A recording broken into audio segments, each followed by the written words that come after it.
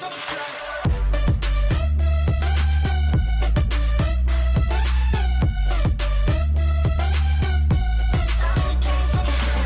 welcome sa Rod TV. Alam ko naman na ayaw nyo ng pangit na audio quality, so babaguhin natin ito ngayon. Itong audio quality na naririnig mo ay galing mismo sa microphone na ito. Gusto mo na ba siya makilala?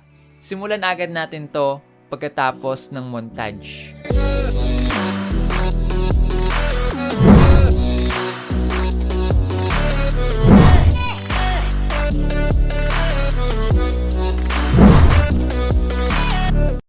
Hi guys, ako po si Rod TV. Ang mga content po na madalas kong ginagawa ay all about YouTube tips. So kung gusto nyo ng ganong klaseng content, i-check mo lang yung mga videos na ginagawa ko. Pero somehow gumagawa rin ako ng mga microphone reviews tulad ng video na pinapanood nyo ngayon. And I'm back. Actually, this is my first upload this October 2021. So I'm happy. And yun, birth month ko rin kasi to. So guys, diba? Baka may Gcash kayo dyan. To give you an idea, isa po ang Mayono sa mga trusted na brand na nagpo-produce ng mga iba't ibang klaseng microphones para sa mga content creator na katulad ko. So, hindi basta-basta ang Mayono. Actually, they reached me out to create a review video para i-review itong microphone na ito. And this is Mayono AU-PM461S. Pero bago yun, shoutout muna kay Cryptomatic, Mansky Place, and kay Makisig TV. So tapusin mo lang itong video na to para malaman mo kung paano kita masya-shoutout.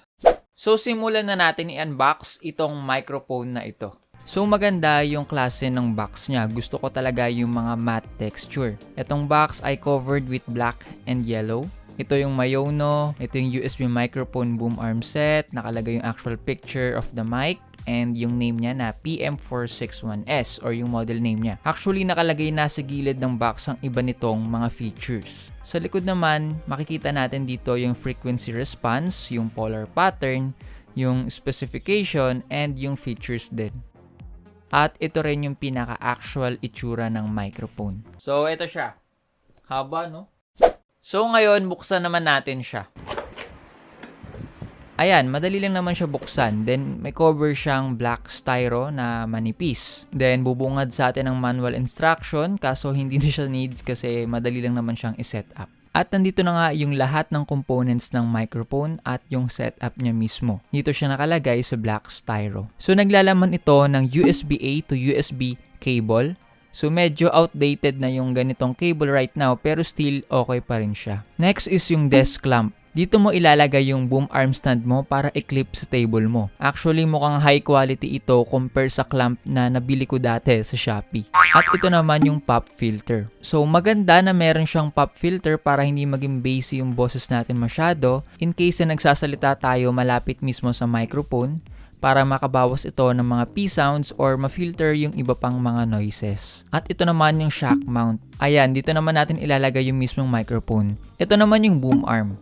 Ang maganda sa mic na to, may kasama na siyang ganito. So, no need nang bumili pa separate sa iba pang shop. Meron din siyang parang thread na para lang mismo sa microphone. Yung klase ng boom arm is yung parang normal na nabibili mo sa online. Pero still, malaking tulong na rin ito sa setup mo para mas makatipid ka at actually ito mismo yung nagpalaki sa box niya. Huling-huli naman is yung microphone mismo.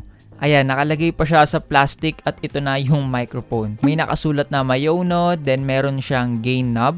Maliit lang siya at super gaan dahil nga gawa lang siya sa plastic. Pero hindi naman siya yung mukhang mumurahin na microphone.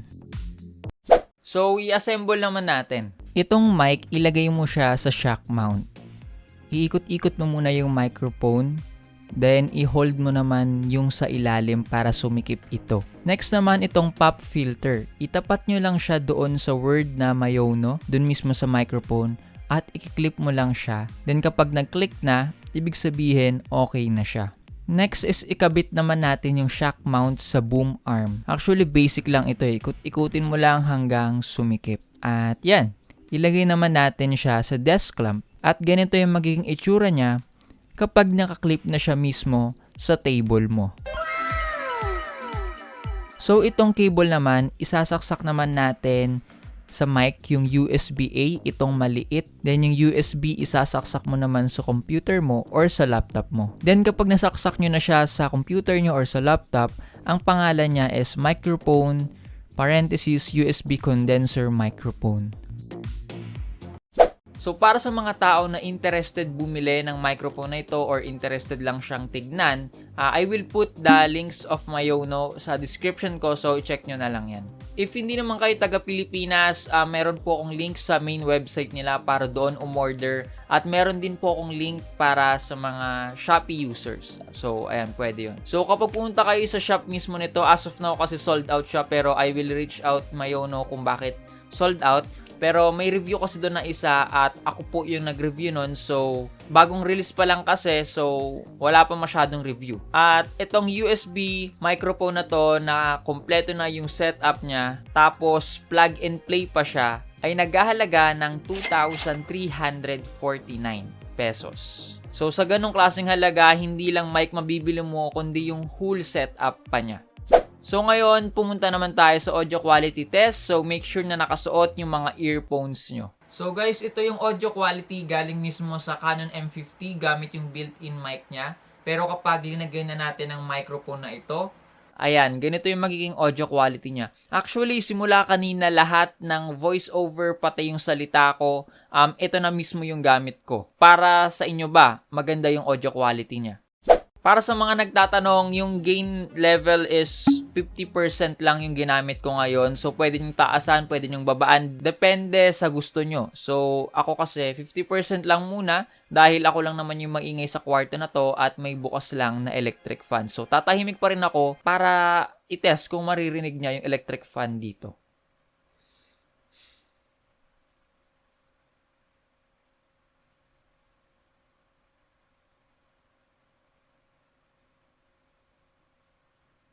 So ngayon, i-discuss ko naman sa inyo ang mga features ng microphone na ito. Number 1 is yung flexible mic gain knob. Meaning, napakadali niya lang i-adjust if gusto mo tumaas ang volume level ng microphone mo. Especially if nag-gaming ka or nagpa-podcast or nagla-live at medyo malayo ka sa mic mo. Pangalawa, excellent sound quality. So sa ganitong presyo ng microphone, masasabi ko na talagang maganda ang audio quality response niya. Actually, yung pickup pattern niya is cardioid. So, medyo nakaharap lang siya sa akin kasi nga yung sensitive na part lang is yung harap. At dun ako nagsasalita sa tapat nun. Pangatlo, easy to install and easy to use. I-setup mo lang siya, then isaksak mo na siya sa pinaka-device mo. Then pwede mo na agad gamitin kahit pang online class mo lang or sa paggawa mo ng content. So, bonus na lang if bibili kayo ng mga sound card para mas gumanda pa yung audio quality nyo. Pero kahit hindi na kayo bumili, maganda na yung quality niya. So, no need na mag-install ng mga driver software or kahit anong audio interface. Number 4 is compatible ito sa Mac and sa mga Windows users. So, kahit Mac user ka or Windows user, pwede po ito. So, pwede nga ito sa YouTube, pwede pang Zoom, pwede pang Google Meet, pwede po sa lahat. So, last question ko, Rod, pwede ba ito sa cellphone ko? Tinanong ko si Mayono, ang sabi niya lang sa akin, pwede daw. Pero kailangan daw natin ng OTG adapter. Pero sabi niya nga, mas convenient daw kung gagamitin lang daw natin ito sa PC or sa laptop kasi ginawa talaga siya para doon.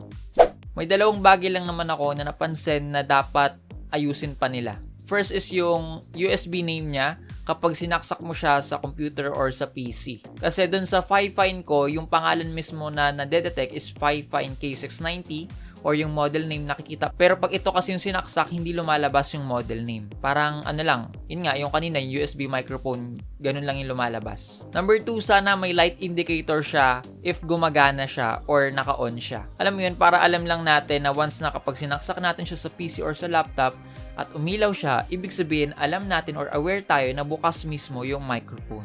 Pero again, sa price na 45 USD, hindi na kayo lugi sa microphone na ito dahil makukuha nyo siya ng kumpletong may setup at magandang audio quality. So Mayono and Ma'am Eileen, thank you so much for giving me an opportunity to review your microphone. So guys, let me know sa comment section kung ano yung masasabi nyo sa microphone na ito at i-English na rin natin, no, para mabasa ni Mayono, di ba?